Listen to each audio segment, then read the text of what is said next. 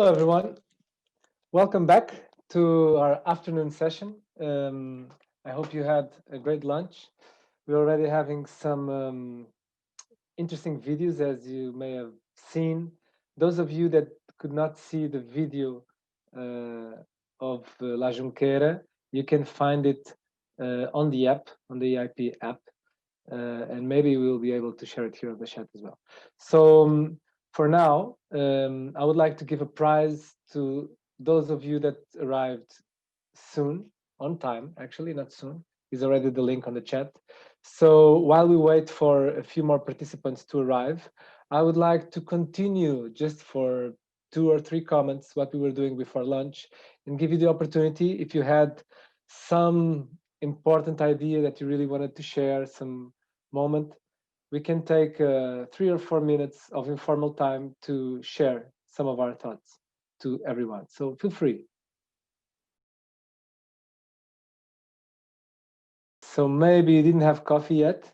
So I'm going to ask everybody to turn on their video, please, as I check that you are well with your health. Everything is working okay. Nobody fainted behind the screen.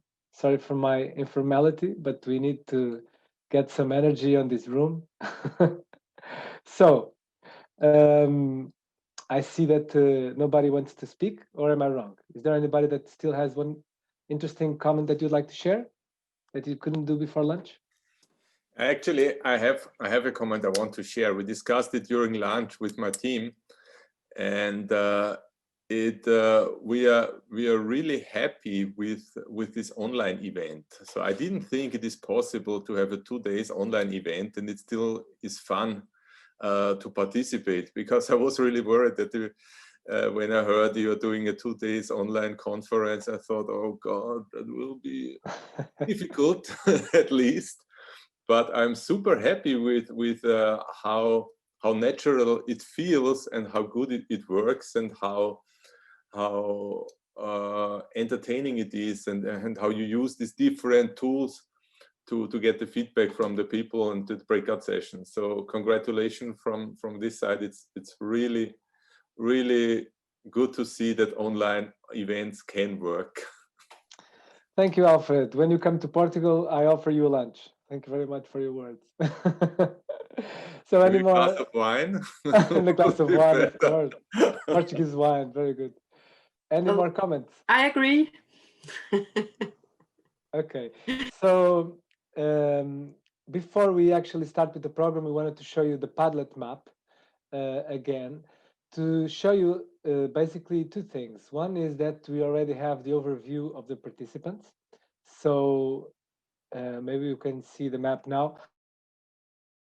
The second is to show you that, to tell you that when you click on when you create your point, if you haven't done so, I think everybody did, you can also add links there and your contacts. And like I told you, you can export this, and we have the list of everybody. So feel free to go there and add links to your own dot or photos. Okay, so now you see the overview of the participants in the room. So we have several participants from Portugal and Spain and Italy and Central Europe and North Europe. We just don't have so many participants from France or 1 or 2 more countries. So for the next events, let's see if we can improve this. But regarding the feedback to the submission, there's always, I think the submission representatives are always open for comments from other countries. So feel free to share the contacts that we've shared as well. So this is the overview of the participants for now. So having said this, thank you now for everybody being here. We are going to be quick, as Professor Bridget Emmett needs to leave at 2:30. So Professor Bridget Emmett is going to, I already presented her yesterday, so I'm just going to pass on so we can have a presentation about the supportive environment of the Soil Mission Caring for Soil is Caring for Life. And then we are going to have a question and answer sessions like we normally have, if possible, still with Bridget. Otherwise, we complement with Pandi and Alfred. So, Professor Bridget Emmett, now it's the time for your presentation. Thank you very much. Hello again, this is Bridget Emmett giving you the final talk from the mission board called A Supportive Environment. So I'll just start sharing my screen. First of all, let's get back to why we are in the situation of poor soil health. We identified a whole series of issues which I presented in my first talk to you yesterday, and the mission has actions to tackle each of these issues. Clearly, looking at that list, research and innovation is not enough. We also need a supportive environment. So the mission will also explore opportunities linked to, and here's a list for you, policies and legislation, de-risking and guarantee mechanisms, new cap payment schemes, knowledge and innovation systems, public and private investments, regulations and taxes. So I usually always get asked, does this include a soils directive and new cap payments? And yes, if you look in the mission, you will see that we do propose a refresh of the soil thematic strategy and a soils directive to provide that regulatory framework. We also suggest new cap payment schemes to reward effectively practices that improve and restore soil health. But please do go and read the document because it's much more than these two things, although we all tend to focus on them, as we do go beyond agricultural systems, which is what the focus of the CAP is, and we also focus on more than public incentives to include business and private investment, and also critically education and engagement. So thinking about this last thing, in all the missions, we are really targeting improved training, education, communication, and engagement. And this should be embedded in all the activities we take forward. So under training and engagement, we're listing schools, universities, land managers, the role of public gardens in urban settings, advisory and information services. And under communication and citizen engagement, we really think the Living Labs and Lighthouses approach will provide really critical role here to bring citizens on board, but there's also a role for multi-language digital platforms and partnership with other ongoing EU activities. So what's the evidence for the benefit of this supportive environment? This is still work in progress. We need to identify examples of what works for all the full range of proposed actions. And we need to understand not just what works, but where it works and why it works. How will we know if we are successful? We have to track indicators of success. And the mission has identified 8 soil indicators which cover biology, chemistry, physical and landscape indicators. We suggest a range of data capture systems can be used for this. And then we suggest that we need to agree thresholds to define when a soil is unhealthy or not. And we need to develop protocols to do this. Finally, we just emphasize that this approach is no more than is already in place for air, water and biodiversity. So, and whilst we work on establishing these new member state and EU level soil monitoring programs, there are already some in progress, such as Lucas, and some countries have them. And we think these should continue because they're already providing us with that evidence of what we know is currently indicating soil degradation, and that is essential that keeps going whilst we develop these new approaches. So the mission highlights the central role of soil health for the other missions and many other EU targets relating to food, people, nature and climate. And I encourage you to go and look at that. It does really show how soil is embedded and underpins so many more activities that the EU wants to take forward. So the expected impact of the mission is that we'll get systemic transformation across the whole food chain. We'll change practices in agriculture, forestry, industry and urban areas. We'll have more resilient and safe primary production for food and bio-based value chains. We'll increase awareness of consumers and society as a whole, and we'll have a reduced global footprint. So thank you and questions. And just finally, a reminder of those useful links where you can find a lot more information. Okay, thank you very much, Bridget, for this very clear presentation and overview of the supportive environment. This is surely a crucial part of this mission. And thank you very much for being available here for the question and answer session. Pandi is our coordinating expert giving support to this session by reading through the questions that you are putting on the chat now. So everybody feel free to write your questions and comments. and I give now the floor to you, Pandi, to start this session. Thank you. All right. Okay. Thank you. Thank you very much. Actually, the first question did arrive, and someone is asking, well, Eduardo, it is not clear to me how the mission will be implemented in practice.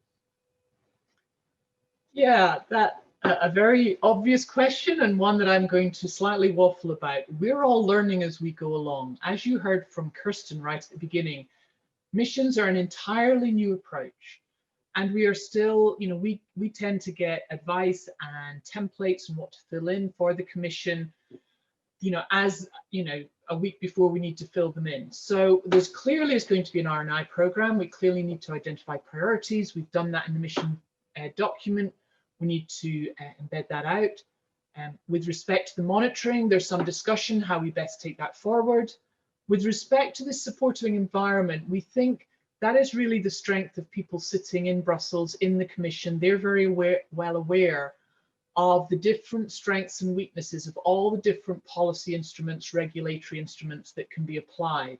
So that will be more embedded, probably not with the 15 mission boards, but more with the Secretariat and all the professionals, people probably also with JRC and people like that. So I'm sorry that's a bit of a hand-waving response, but that is where we're at. I think everyone's just working through and trying to keep ahead of where we're at.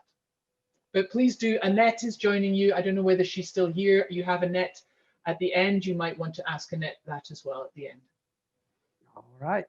Okay, thank you. Well, I see that questions coming in. For example, what do you think that the global trend may be the obstacle and acting against soil health?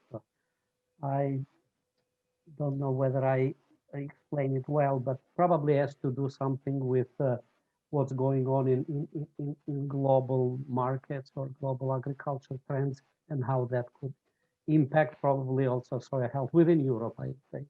Yeah, so it's one of our targets which we really need to flesh out more, but we know that we import a lot of food. We also import a lot of things like fertilizers. We also export a lot. So there's a general desire to better understand that and perhaps become a little more self-sufficient. But the global trade market clearly is one of the issues that we need to think about. We mustn't just export our global problems to others.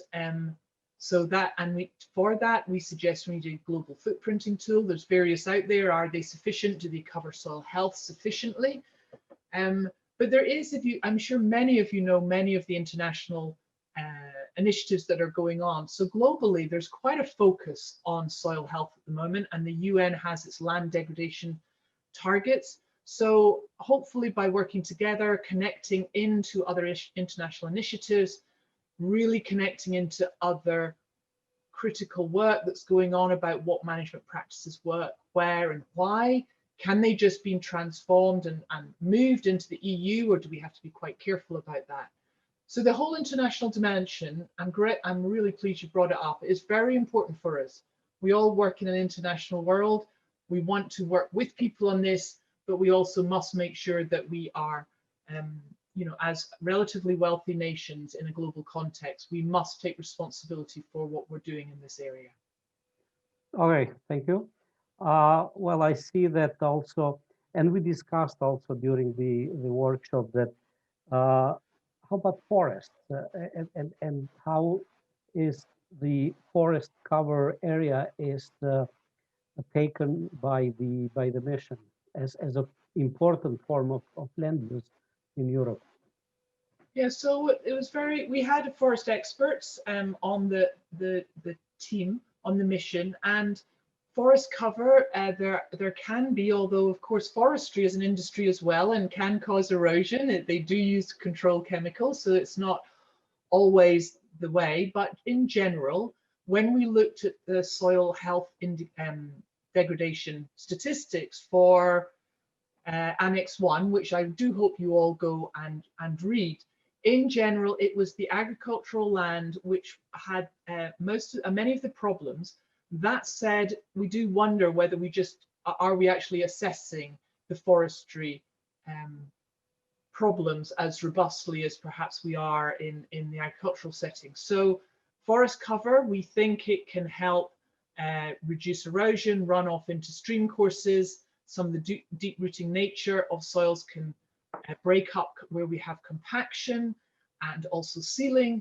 But that said, it's not a panacea, and also if you have trees, unless you have agroforestry approaches, which is something we do mention we need to explore more, you've of course taken the land out of food production.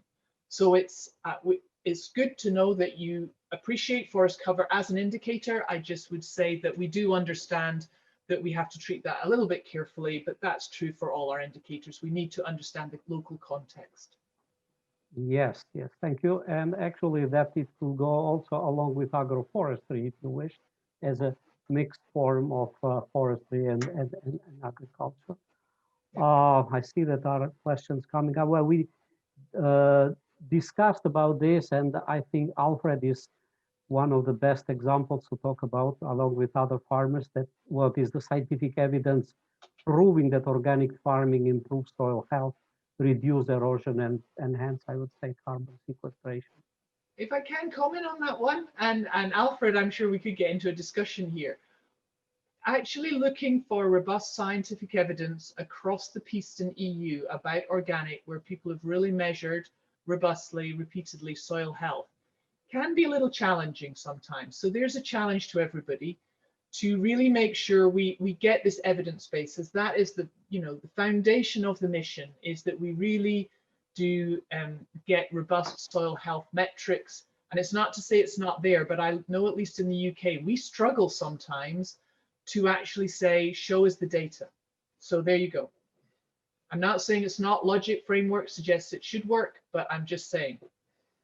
Yes, and I think that goes along also with the fact that people are also asking. It's not that easy either to document and calculate carbon stocks in the soil. You need data, you need especially bulk density, which is not an indicator that is easy ready to be used. But nevertheless, following up on that topic, it comes an interesting question that maybe we can reward also farmers for carbon farming, and maybe they can also get some kind of incentives for doing so.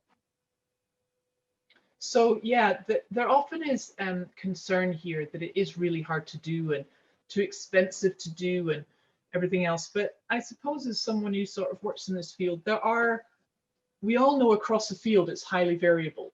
And so you need hundreds of samples to properly quantify soil carbon stock in a field. That is not the point. That's what you need for precision farming. What a lot of other programs do is you go back to repeat locations on a rolling program and basically track change. And with soil organic carbon, 5 years is probably the most sensible approach. Less than that is you're looking at quite a lot of variation. So we do need to do better at getting tools out there, explaining this to farmers, but at least in the UK, sampling a field to test for nitrogen and phosphorus requirements on a regular rolling program going around fields in a farm is pretty well established. And when we looked at the numbers going to the commercial labs and we said, who's asking for the organic matter or carbon numbers? Only 5% of farmers were asking for it, because presumably they don't know what to do with the numbers when it comes back to them, and it doesn't, they don't know how to do it. So that's the kind of thing where advisory and extension services can really help. We need to also see if we can use some sensors or EO techniques, but probably there will always be a requirement, in my opinion, and I think from some of the others on the mission, that we will also have to have soil testing, and we just need to add soil organic matter, soil carbon into the usual way of testing soil that we've been doing for fertilizers.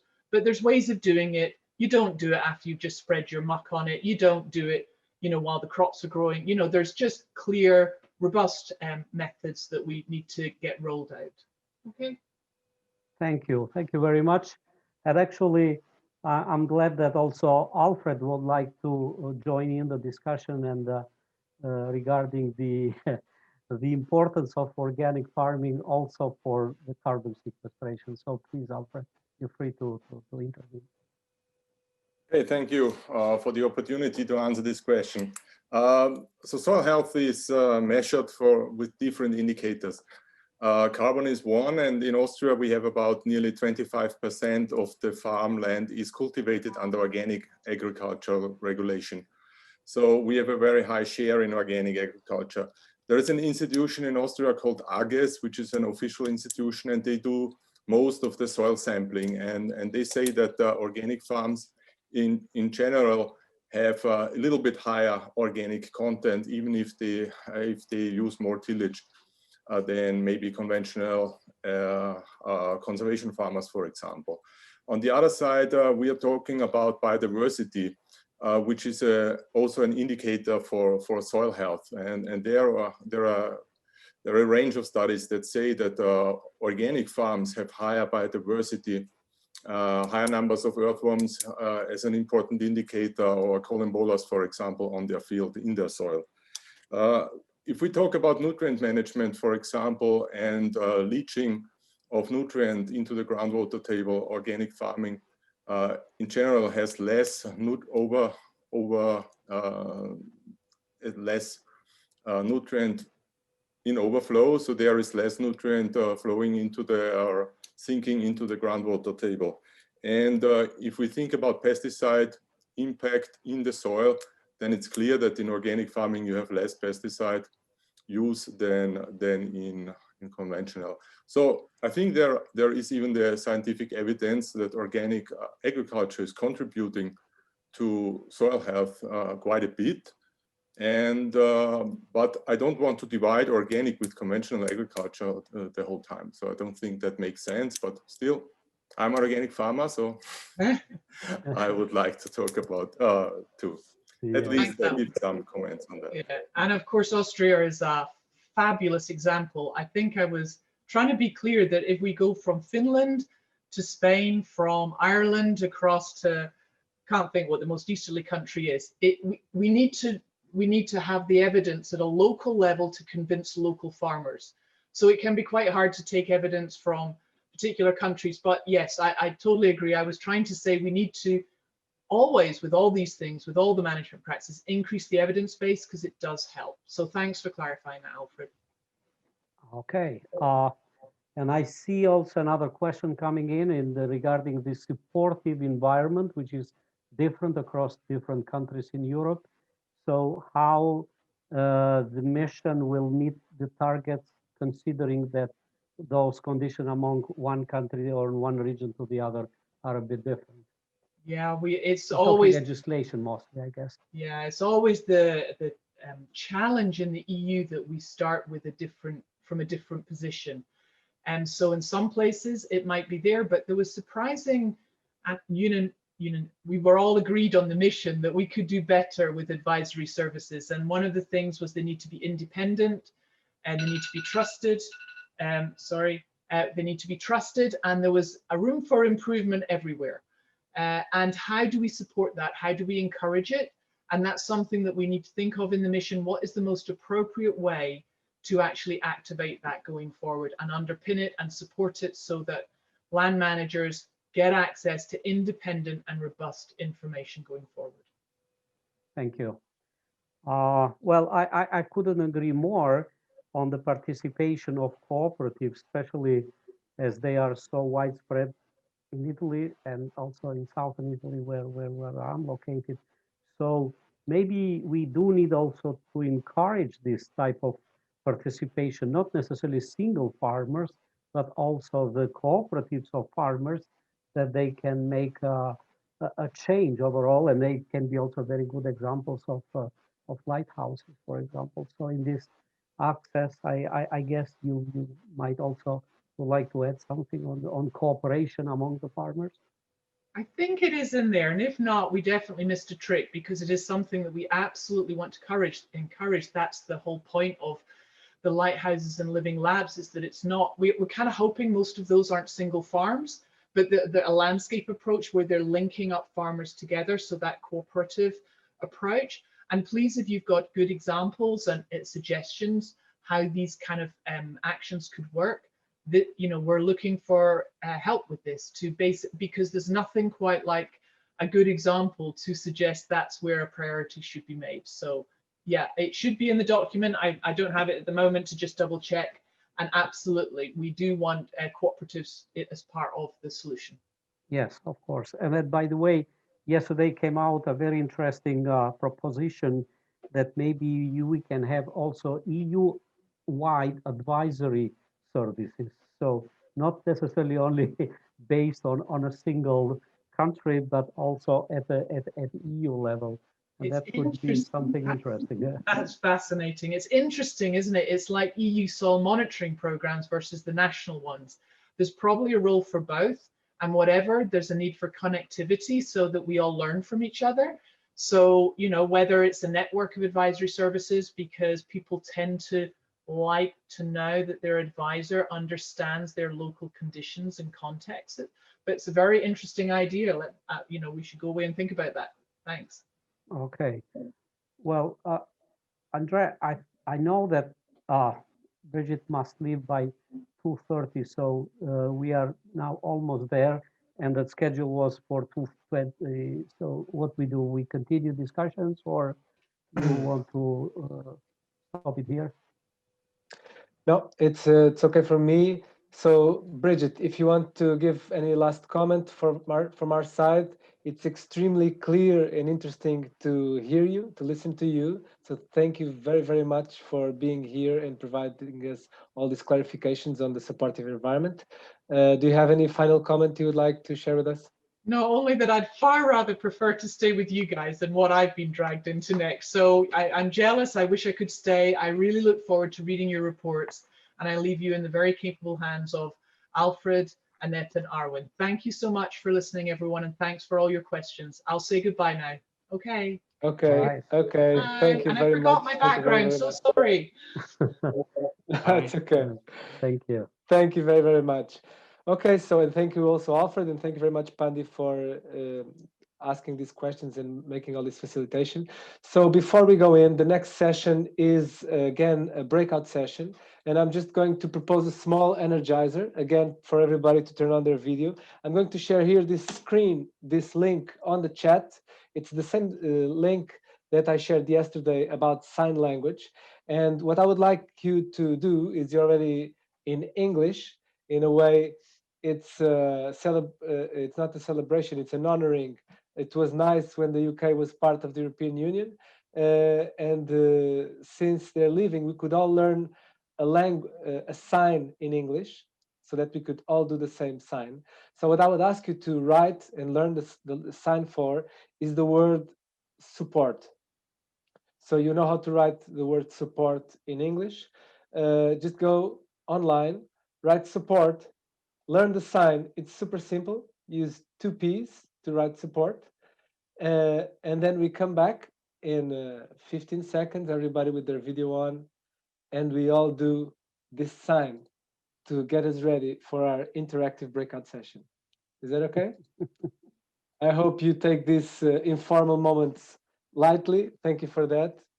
This is to create a nice atmosphere for us to be together working creatively.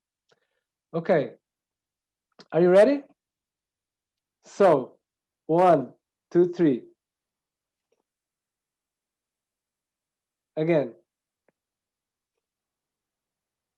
Okay, there we have support. Support is what we need if we already want to do the things. Otherwise, we need incentives. So let's see how the supportive environment goes. So the plan for the next session, if we could put up the slide now for what's going to happen, is similar to what happened before. Is we want to discuss first individually and then in group what's your opinion about the supportive environment. So first, in the part 4A, we are going to look at this from the perspective of my region and my country. Okay, you always should anchor this in your personal experience or the experience of your association, your institution, your sector. So we are asking you to be here as a representative of your sector and answer the following questions. what do you see as the main priorities for the supportive environment in your region and in your country? So what do we have to let go or stop doing in order to implement the mission? And what do we need so that we can actually start doing or doing more in order to implement the mission? What do we need to do more? What do we need to start doing in order to implement the mission? So why do we have to talk about what we have to let go? Because, for example, in terms of funding, there's not funding for everything. So maybe we need to let go to finance some things and finance others. In terms of our workload, we also have to redirect. So if we want to create something new, we have to let go some things from the past that can create obstacles, and we want to foster the ones that can create support. So this is the focus of our discussion. And then we ask you to prioritize a little bit. What are the highlights of these ideas for you? What are the priorities? So we have this first on my region and country, and then afterwards we're going to have a small reflection individually. So personally, what is giving me motivation to contribute so that I can actually improve my farming practices, or as an advisor, go on contributing, or as a researcher, do applied research or contribute to these goals, etc. What's giving me motivation? What's giving me support? And what will I actually do to make this mission a reality and its objectives achieved until 2030? So this is going to be the plan until 3:55. Now, in the next slide, we see a little bit how we're going to do it. So we have the individual time on Padlet, just like we did before. We have 5 minutes. We will be here in plenary. We're going to share the link through the chat now. We're going to have 5 minutes on the Padlet where we can individually write our own opinions and comment the opinions of others.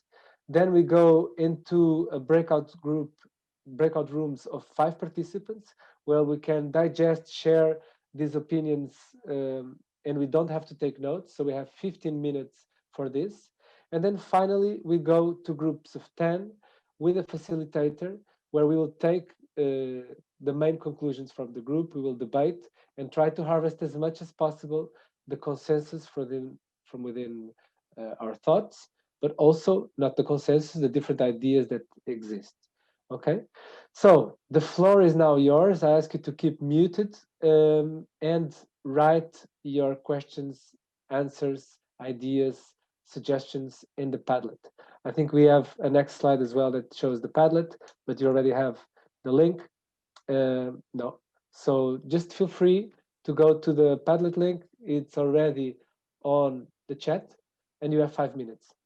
Thank you for your cooperation and contribution.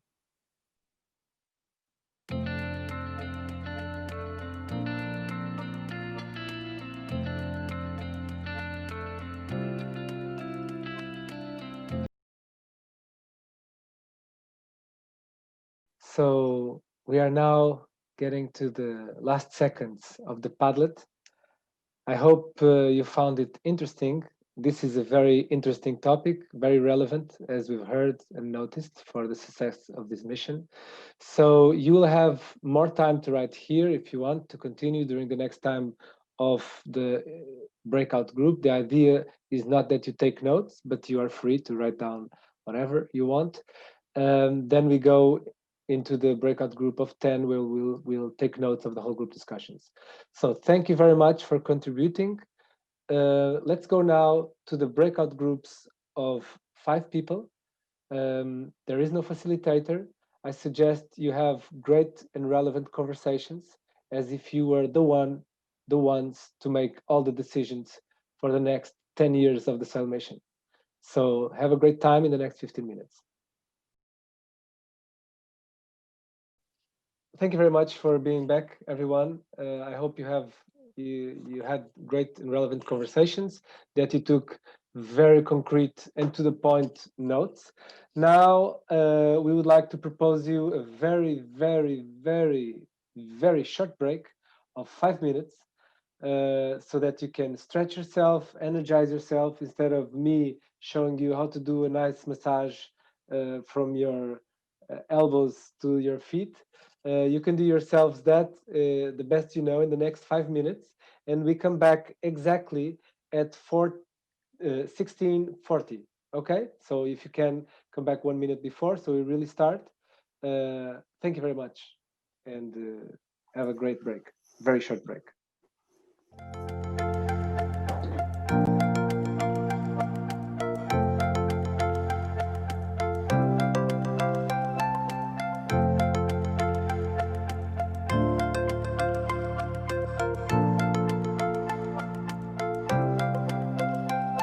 We are now coming out of the break and coming into our workshop again.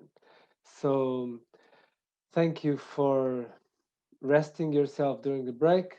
I would kindly ask to remove this slide saying that we are on the break, otherwise it's contradictory. But still, everyone,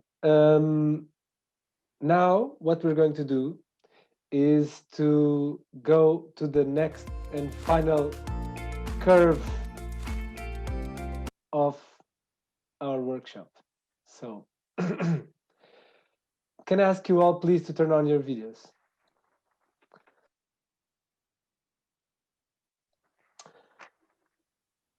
Thank you very much, everyone. So until now, we had an overview to the mission on yesterday day in the morning. Then we went into the search and innovation priorities. Then we went into the living labs. And now we were discussing the supportive environment.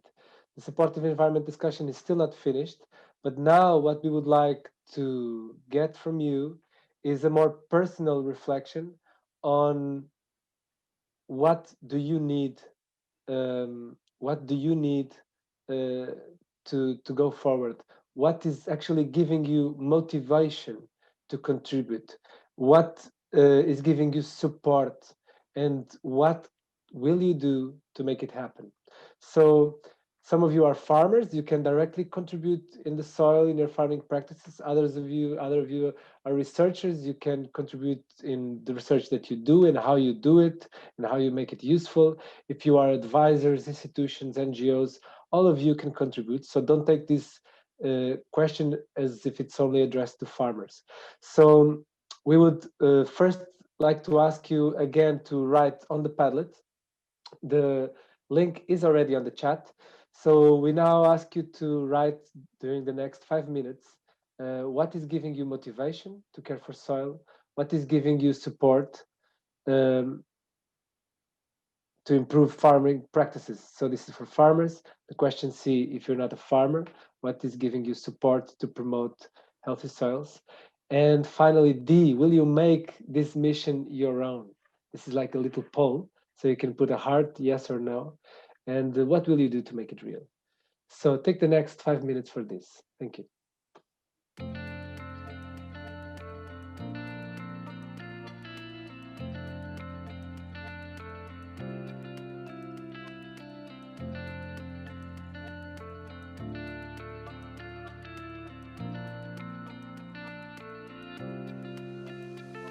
It's really interesting to see the answers, super interesting. And it will be a big pleasure for me, and I hope for you to read and to go through this in the end, as this will all be available.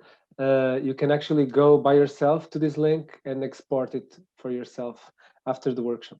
So now it's time for us to go to the breakout session. So as you're seeing now from the topics at hand, what we're aiming now for is we've passed the moment of downloading information, we've passed the moment of discussing the pros and cons, the difficulties, the challenges, and the opportunities, and now we're coming into this personal moment of seeing what's next. How can we start experimenting, going further, and launching more of our actions towards sustainability and healthy soils in the future? So this is the conversation we ask you to have in the next 15 minutes, is basically share the same topics that you had, the same discussions that we had on the 5 minutes of Padlet, with your peers in groups of 5. What is giving you motivation? What is giving you support? And what will you do to make it happen? So I wish you a great conversation, and we see each other back in 15 minutes. Thank you. Welcome everyone back from the future. I hope you had nice conversations again. And now it's exactly the moment again to hear from you in plenary, using the same technique of the 1 to 10 without speaking on top of each other. So what we would like to hear from you as we are reaching the end of our workshop is actually, what are you going to do differently tomorrow? And what will you tell the others, your friends, your colleagues, your family, of what happened here in this workshop during the last 2 days? After this, we're going to have a very short evaluation, and then we're going to have the final comments from Pandis Duli and Annette Schnegens, if I'm pronouncing the name correctly. Annette Schnegens is the senior expert at the European Commission at EIP-AGRI, and she's the secretariat of the mission board of Soil Caring for Soil is Caring for Life, and she's responsible for the research programming in crop production and natural resources. So we'll hear about her in the end. So now we will hear from you. So tell us, please, what will you do tomorrow? What is going to be different in your life from now on? What are you going to tell your family and your friends about this workshop? And what can you inspire us with? The floor is yours.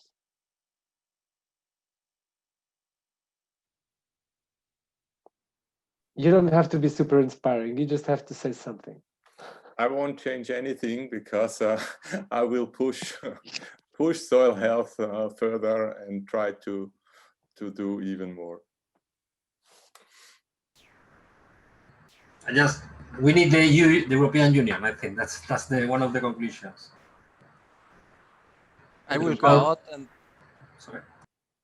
Christian. I will go out and say, I'm not alone at the field, and there are many colleagues who have taken the same line. Yes, I agree. I will tell people around me that there is a big, strong concern about soil health at the EU level. And I will keep looking down on the ground, because that's where everything starts from. I'm going to tell people that I spent 2 days without a word of dissent from any of the participants.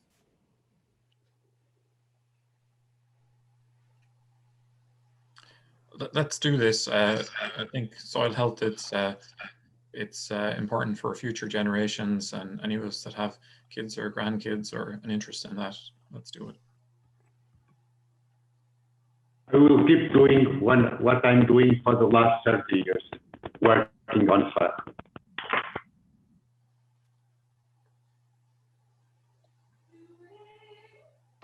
Well, I will try to advertise what has been discussed in these 2 days in my operational group and in journals at the regional and national level.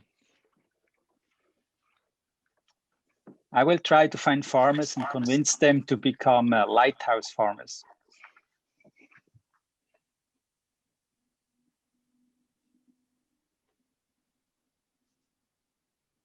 I will continue stopping erosion in Extremadura and on my way. I will try to enter in a lighthouse farm network with our experimental farms.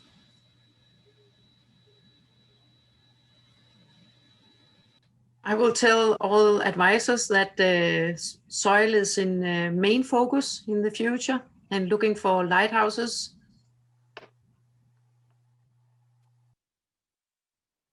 I would convey the message to all my farmers that we should protect the soil and take care of it for our next generation.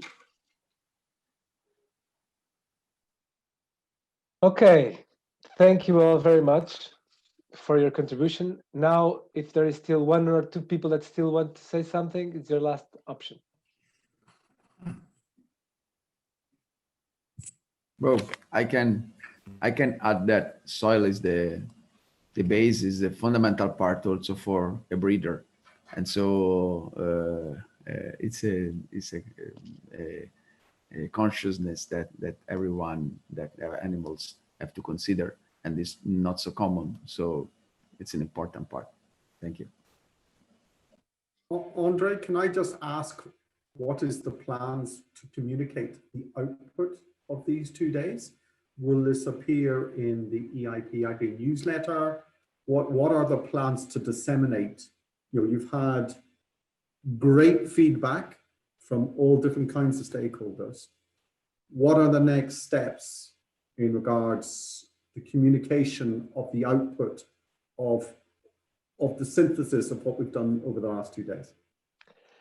Thank you so much for that question, John. This is really precise in the moment where we should actually convey that message. So this is the moment for me to pass the word to Lisa. Lisa is our task leader, the coordinator of this event. She has done a great work until now, and I'm sure she will do the great work for that specific phase you're talking about. So I pass on the word to Lisa. Lisa, can you tell us what can participants expect? Yes, thank you for that question, John. So we actually have different ways to communicate these results. So first of all, we're going to take all the results, all the notes that we have from the breakout sessions. So Pandi will have all these notes, and he will be the one writing a final report about the work we've been doing for 2 days. So this will be a kind of a summary of everything that has been discussed during these 2 days. And also all these presentations will be available for everyone on the website. And well, they are already in the app, and also the recordings from these. And definitely it will be also featured in our newsletter. So once the report is finished, so more people could see and read it. And of course, these results will also be communicated to the mission board as well. So we've got 2 members who stayed with us during these 2 days, but also a more formal summary will be made. Okay, thank you very much. Thank you very much, Lisa. Thank you, John. So thank you all very much for being here today. We still have 2 final comments, but now it's a short moment where we would like actually to evaluate from your perspective what happened in this workshop. So we are really reaching the end. We don't want to extend too much your patience, your effort. It was really good to have you here. It was really relevant and useful conversations from my perspective. So before we go into a very, very short poll where we ask you 3 questions here through Zoom, I would just kindly ask you to evaluate this workshop. So what's your general evaluation from this workshop? And I would ask you to put it into fingers. So 0 if it was completely terrible, I would have preferred to be in a chemistry class, or 10, it was totally amazing. It was the best thing I could have been doing in these last 2 days. And you can, of course, do intermediate. Okay, so I'm going to ask you now to raise your hands. We're going to take a photo as well, but don't fake. Do your honest opinion, please. So what's your evaluation? Please show us your fingers.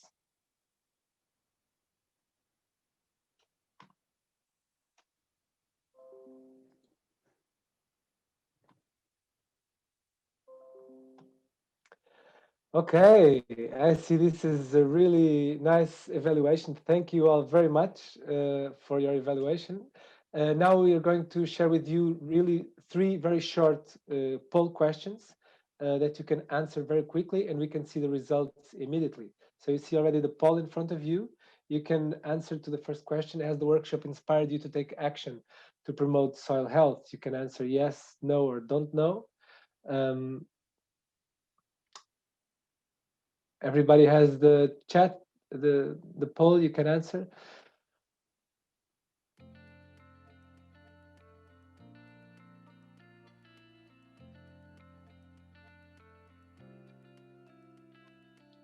Very shortly, the second question will appear. So this is the first question. So the workshop has inspired us to take action. One person does not know yet. It's okay. We don't have to know everything. And there's still 2 more questions, right? How does this go? Okay, the next question is, have you been able to share your feedback on the mission, Caring for Soil is Caring for Life, from 1 to 10? So 1 if not at all, 10 if totally, okay? If you cannot see the poll, is maybe because you are going through the browser, not from the app, but otherwise, see the minimizing windows, you know, open and close.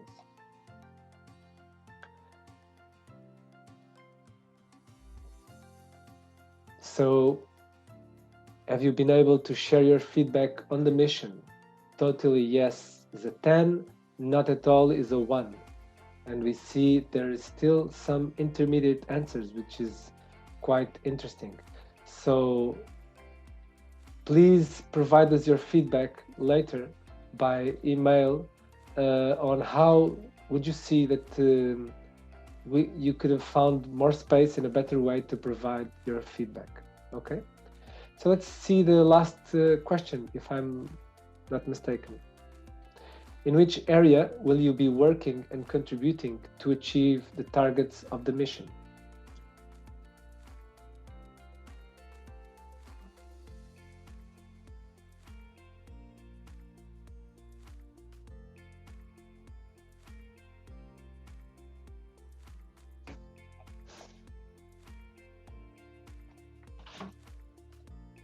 Okay.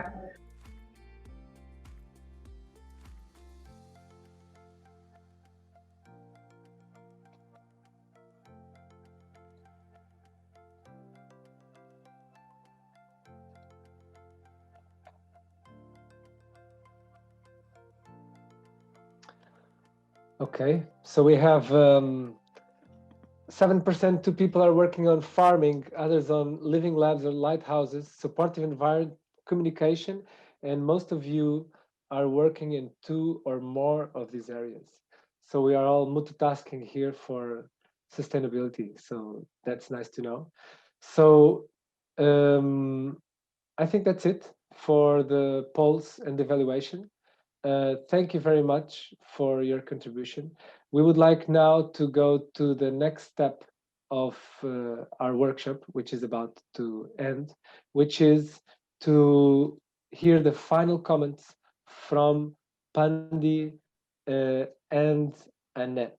Okay, so Pandi, I've already presented Pandi and Annette. First, we're going to hear from Pandi the final comments. Pandi, let us know from your overview, what is your overview from the whole event? Okay, thank you very much, Andrea. I think it was, from my point of view, a very interesting and very fruitful workshop. We started by trying to introduce the mission and showing the targets, which look to be, I would say, a bit ambitious, but it is good that we have them ahead of us, and we should make, I think, every possible effort to fulfill them all. And I'm grateful also for Bridget that she did make these explanations quite good and very fruitful. Then after that, we looked at the topics that are related to implementing the mission. And we know that there is ahead of us, not only of us, but all the society and the farmers and all the stakeholders and the commission, of course, that many issues ahead. And to make them real, I think it will require a societal involvement and everybody doing its own part. We had some very good examples on the living labs and the lighthouses that go along with the research and innovation activities. If I look at the research and innovation activities, we mention that all the time, that there is not a single strategy, a silver bullet that will fit everywhere. We need to make sure that we have alternative solutions for specific areas of Europe, which are rather different. Take Italy, Sicily, and Alto Adige are very different between them. So you cannot just find one way to deal with this, but they have to be followed very carefully. What is the situation on the ground? We have still ahead of us a number of uncertainties. We need also to make a little bit more simple the way we estimate, for example, soil carbon into the soil, helping farmers to have more direct estimates of that. We still need to know better about soil biodiversity, which is still remain rather very unknown. And then all of them were very well shown by the excellent examples that we have from the living labs and the lighthouses. I'm extremely grateful to Alfred, to Yannick, if I said the name correctly, and of course to Herman and John for giving us these excellent examples that it could be done. That is the main message that it comes out. We need also to expand these experiences. We need to make sure that all other farmers who are interested in being a living lab and lighthouse, they could have that opportunity to do so. We need to strengthen, of course, the interaction between farmers, researchers, advisors, NGOs, all citizens, and put all together. We mentioned also very strongly that we look at agricultural soil, but we don't forget also the large forest areas that are spread in Europe, because forests also have large quantities of carbon that they sequester, provide a number of ecological services. So they also important part of the whole mission.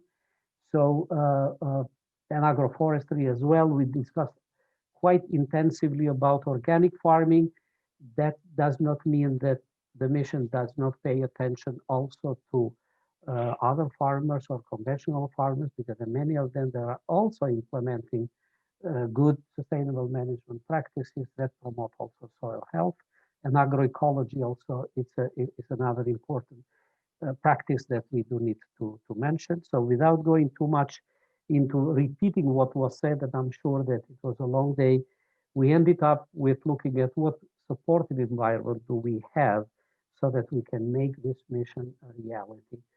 And apparently there are also some good developments. I mentioned at the beginning, imagine 20 years ago that a mission on soil would have been, I don't think it would have been impossible at that time. And now it is a reality. Bringing soil next to cancer and climate change and cities is a really a big step forward.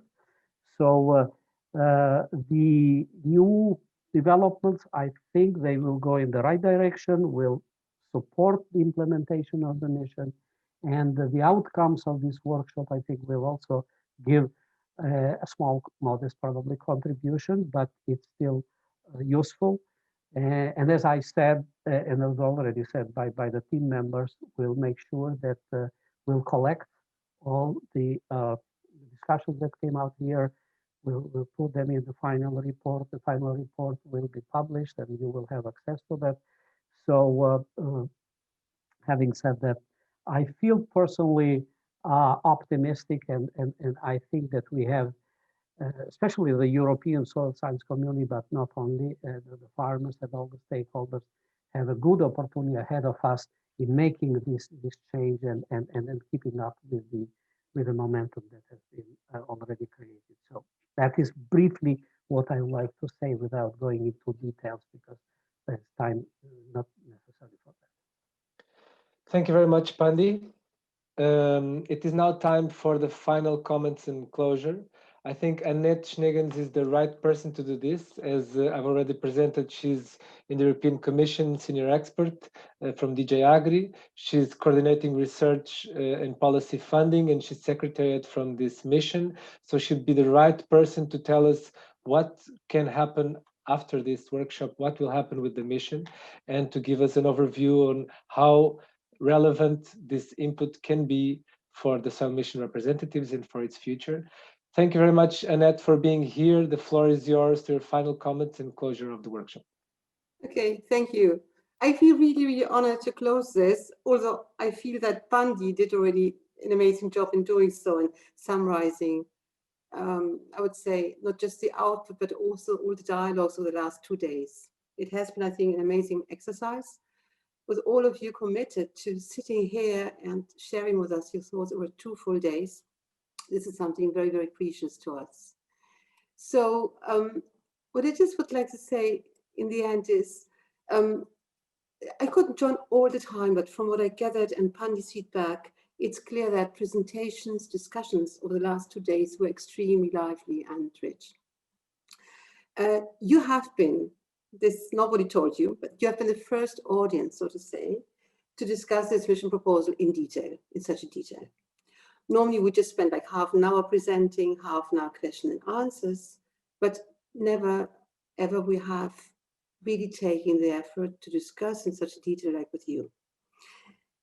Bridget and Alfred have been very excited, just from the very short feedback I know from Bridget.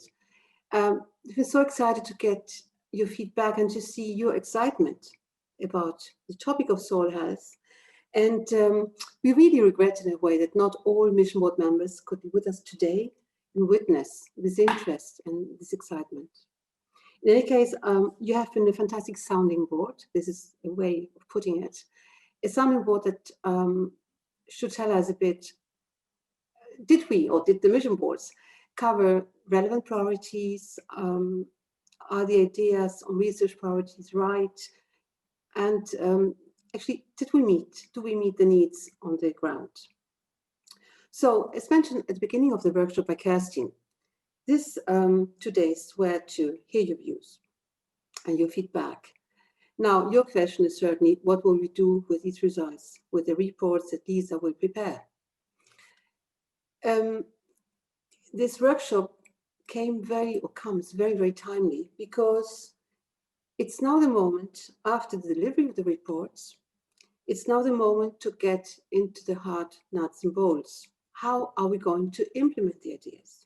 So the board is entering implementation phase, as we call it. And this report is not the end product. It's just a starting point that needs to be further fine-tuned and made operational for action. So your views can feed and will feed into this. Secondly, we are just about to start Horizon Europe, and we're preparing the first work program for the years 21 and 22. The work program will be published, hopefully, before the summer 21. So we're now in a really critical moment to include research and innovation priorities that benefit soil health and beyond, the various ecosystem services, value chains, food systems, and so on. Just mind that, wait a second. Just mind that the mission is not only about agriculture and forestry. It is very ambitious and goes beyond. It also aims at improving soil health in urban areas. So there's a huge portfolio of activities that we want to cover. Finally, so the third one, after Horizon Europe, your input is also relevant for continuing EIP activities, the classic instrument of, let's say, connecting research results and practice. This goes on and hopefully will be even stronger in the next CAP and Horizon Europe period. Finally, you should know that there's a really supporting environment.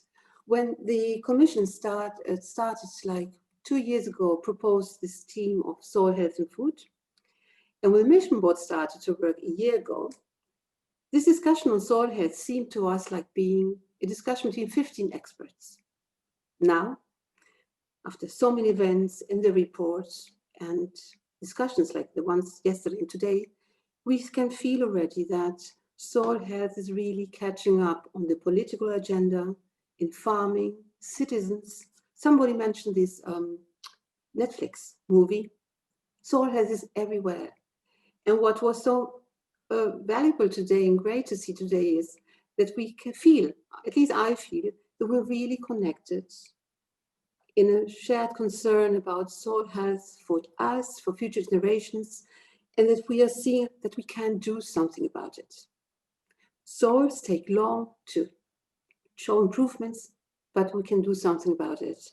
And I hope that we make now use of in the best way of the tools that will be provided by research and policies and your practice.